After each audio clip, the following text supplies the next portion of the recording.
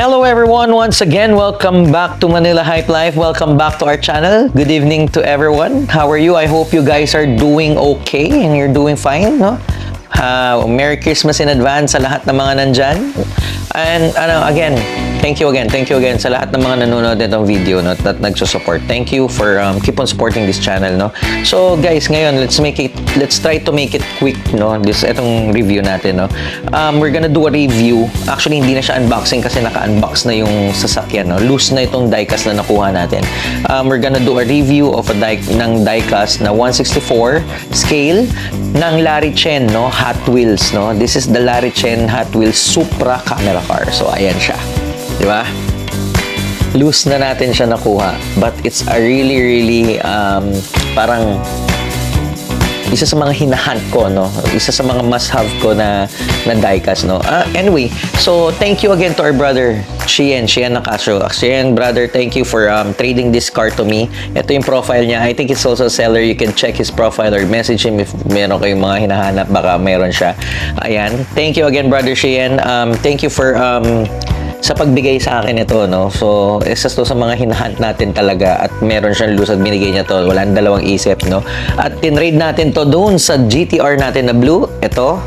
Yan.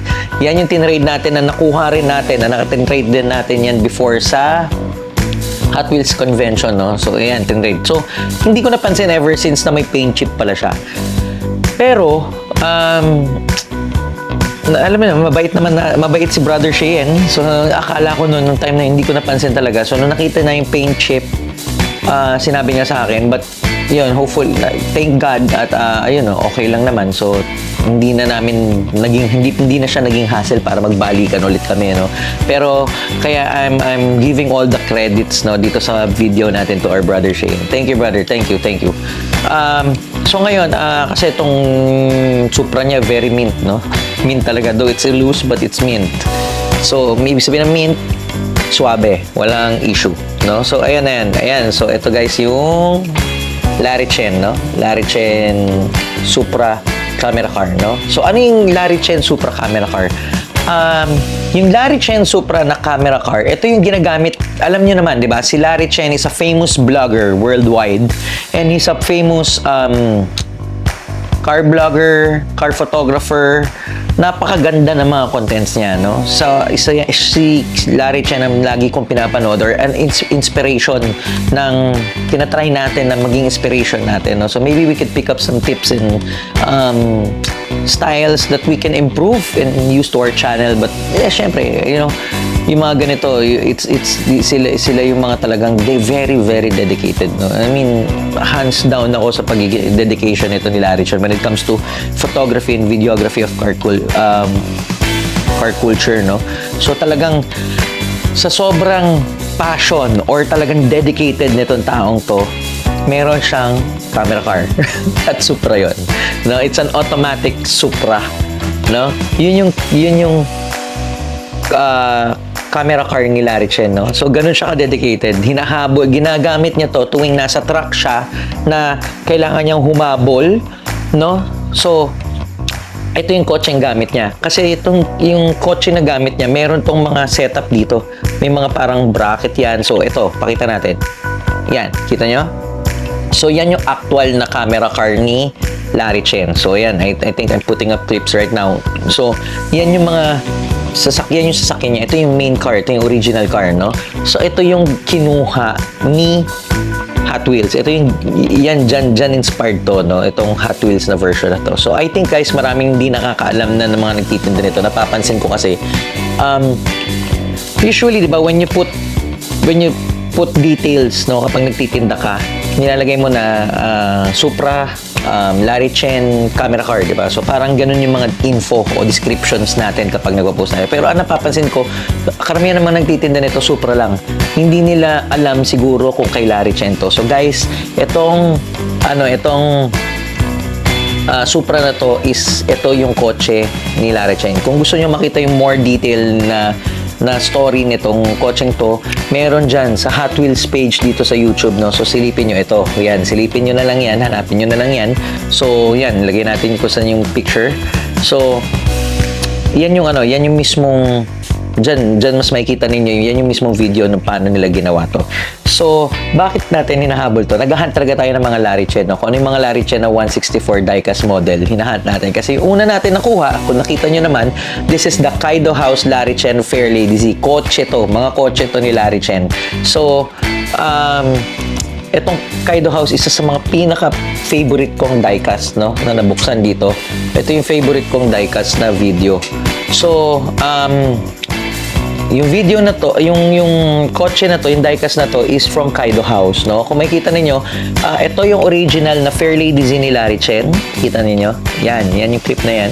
So, ito yung Kaido version. Sa Kaido version, makikita ninyo, nadagdagan yung detail, no? Nadagdagan yung kit, no? Winide, naka-wide body kits yung sa Kaido version, no? Ang ganda ng Kaido version. Napakaganda. Isa sa mga favorite na brand ko to, no? This is the Mini GT Kaido version. Si Kaido is the premium version of Mini GT. I think, ha? Correct me if I'm wrong, but that's from my knowledge, no? So, yan yun. Sobrang ganda. Yan yung Larichen, no? So, di ba? Solid. Ayan siya. So, napakaganda. So, ngayon, syempre, dahil meron na tayo nito, nag-hunt naman tayo nito. So, thank you again, Shein, sa diecast na to, no? This is the Hot Wheels, this is the Kaido House, no? Kung makikita ninyo, di ba? Ang ganda na rin. Ang ganda na rin. Siyempre, ito, more detailed lang talaga to when it comes to everything, no? I think because this is also the premium version of the Mini GT, and the design is really different from Hot Wheels. But technically, from Hot Wheels, yung mga dating mga videos na dating mga Hot Wheels or diecast na meron tayo ni Hot Wheels, no? Malayo na rin yung diferensya ng paggawa nila ngayon, yung pagka-mold nila at pagkagawa nila ng mga details, no, ng Hot Wheels. Napakalayo na, ang gaganda na rin. So kung makikita ninyo, ito yung GTR na tinrade natin dito. Ayan, pansinin niyo, di ba? Medyo napansin ko lang din kay Hot Wheels, tingnan niyo yung paint ni GTR, di ba? Parang may glitters or talagang pero same dito. I think the original car of Larichen is gray, tama, or silver, same na to, pero I think hindi siya glittery. So wait, let's check it. Yan. So yan siya. Yan yung original na kotse niya. So ayan, makikita niyo, di ba, may mga bracket yan dito. Kasi etong kotse ni Larichen is also sponsored by Canon, no? Yan. So sponsored yan ni Canon. So napakaraming talagang makikita natin tong niya, yung original niya na Supra is marami talaga mga sponsored na nakalagay. Pero dito, nakuha rin dito yung Canon. Yan, nakuha rin yung Toyota. Hot Wheels, no? Tapos nandito, kung makikita ninyo sa loob, marami pa yun. Hindi ko lang siya mabasa. So, yan. Tapos nandito yung Pennzoil. Nandiyan sa likod. Yan to. So, ayan. I'm gonna put photos, no? Side views, yung mga views nung kotse, no? Mas maganda yung clear na picture. So, ayan. I'm sure I'm putting clips right now for yung details, no? Napakaganda, di ba? Nakita niyo yung front, yung side, yung back, di ba? Yan yung sides, all angles, no? So, makikita niyo sobrang ganda niyan. Tapos, yung decals, no? Yung mga decals, yung mga details ng decals, sobrang intact. And ito, yung gulong, no? I'm not sure if this is the 1:1 na kung but I think closer yung ginawa nila, no? So, napakaganda rin. Yan, sobrang parang bluish gray yung kulay, no? Pero I think this is plastic. Parang siguro plastic kaya ganito. But maganda yung pagka-gray niya, no? So yan, napakaganda no detail. Yan, I'm showing pictures for sure. So ayan yung Larichen Supra na camera car niya. So yan guys, sa mga hindi nakakaalam, kay Larichen yan GTR, yung Supra na to, no? Kay Larichen tong Supra na to. This is his camera car. Ito yung ginagamit niya talaga pang vlog din. So, camera car niya lang yan. Ganun ka siya. Ganun kalupit yun. So, ayan. So, tingnan niyo lahat ng details, I'm sure. Diba? Sobrang ganda. I'm sure magugustuhan niyo. Isa rin to sa mga must-have, no?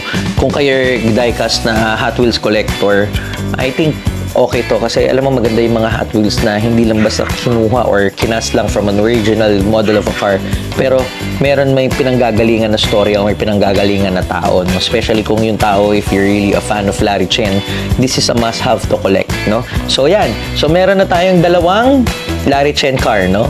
So susunod, hanapin pa natin kung ano yung mga Larichen version dito, no? I think may isa pang mahal ewan ko lang makukuha natin yan, but I think we'll do our best to hunt na makumpleto natin kung ano yung mga nilabas na Larichen na diecast, no, na 1/64 scale, no. Subukan natin na i-hunt sila lahat.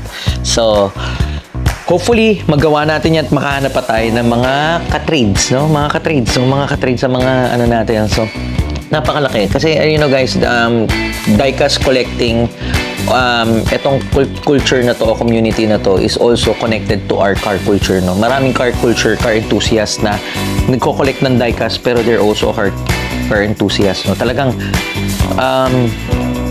hindi lang kotse ang binubuo natin, no? Usually nandyan din, nagko-collect din tayo ng mga diecast. So, guys, once again, this is the Supra camera car ni Larichen and this is the Kaido House version, no? Ito yung una natin. Kung gusto niyo makita yung full clip nito, check nyo lang dyan sa channel natin.